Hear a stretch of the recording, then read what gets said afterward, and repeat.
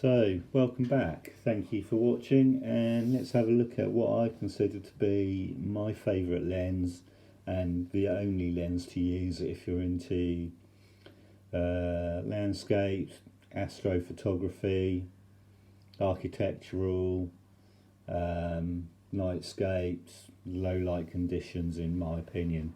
And it is the Samyang, or as it's sometimes known, the Rokinon 12mm f2. I absolutely love this lens, and it is the lens that tends to live on my camera the most. Obviously it has an f-stop of f2, but I do tend to use it stop down to 2.8 all the time. I never really go beyond that. Maybe I might go up to f4 occasionally, but f2.8 seems a good compromise to me. And I also tend to use the lens only really ever on infinity. The thing with this lens is that anything over about 2 meters away is going to be in focus anyway. The peculiar thing with this lens is it can go beyond infinity. So for me, my experimentation, infinity is where that line of the L lines up with that dot there. The lens does go beyond that to the almost to the infinity mark, but that isn't infinity. You need to pull it back so that that is in line there, like that. That little upstand there is in line with the dot, and then you are bang on and infinity, and the lens is super sharp. So for me, with Astro at f2.8 on Nikon Z50, I'd probably limit an exposure to 25 seconds. 30 seconds you tend to get star trails. One thing with this lens is the lens crap is yeah, I've said it, the lens crap. The lens cap is annoyingly crap.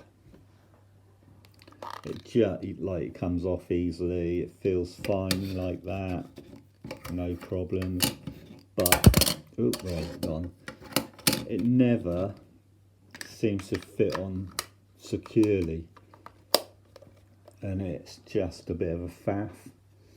The lens hood on here is pretty good, can't fault that really. Sometimes it can be a bit hard to get on and off, and you end up having to grip the lens and twist the lens hood, and then you find out it's messed up your focus and your f-stop sometimes, but you just have to recheck that and off you go.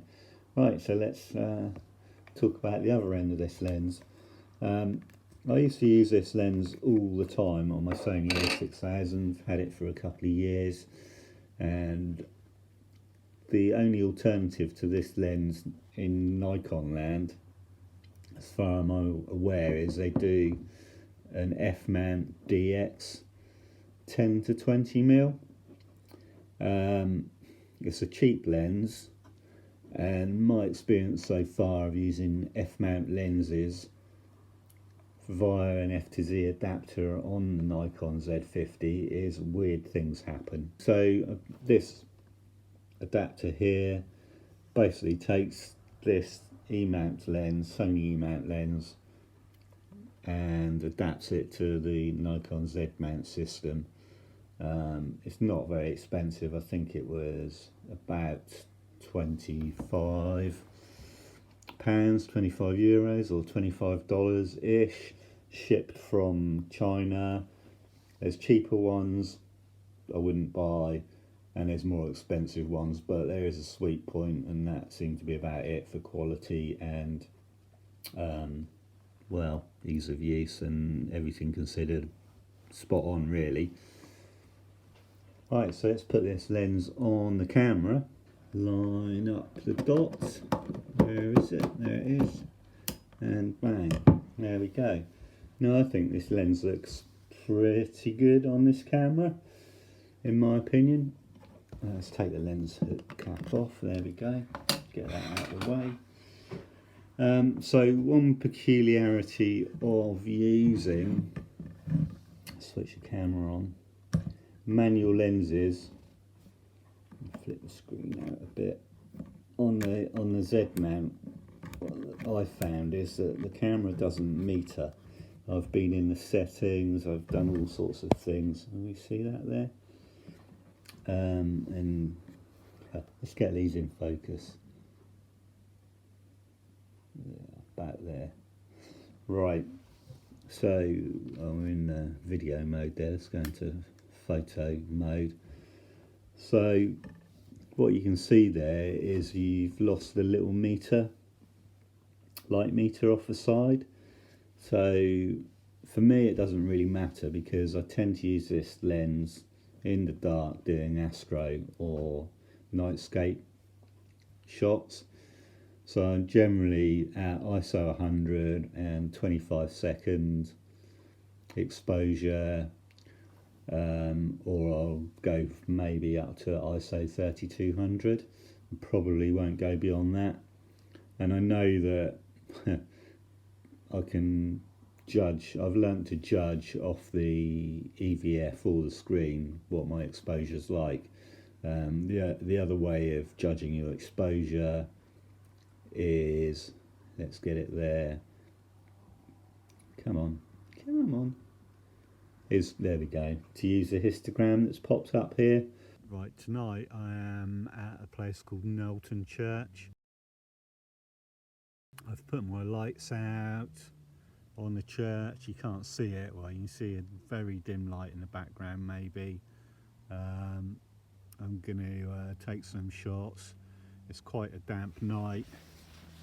As you can see, the camera's got plenty of moisture and water droplets on it already, so that's making life a bit tricky. What I've done is I set up lights at various points around the church, and in the church it's so dark you won't be able to see them. So let's wander around. There's one light there. That one we've just walked past has got a blue gel on it. We've got one here with an orange gel on, hidden behind this little wall here, so hopefully you won't see it. And then inside the church, my light bag tucked out of the way. Got a light with a pink gel on it just there. And then if you walk around here, we've got a blue gel that will be reflecting off these walls here. And then in the tower,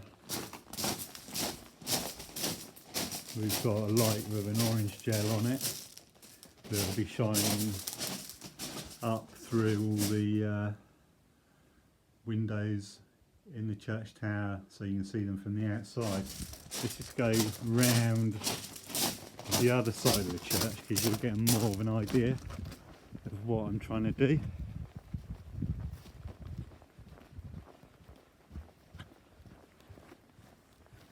So what you might be able to see there is how the lights are lighting up the church from the opposite side I'm shooting from, but you'll get a vague idea. The moon's over there just about to set, and it's quite a starry night, but there are showers that keep wafting in and then it goes back to clear skies, so it's making life a little bit awkward.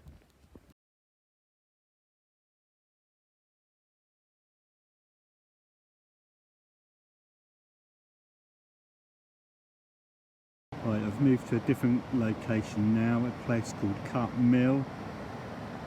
You won't be able to see it, maybe the faintest glow. I've put some lights on the mill over there to light them up and the trees behind. I've already got some shots on the go.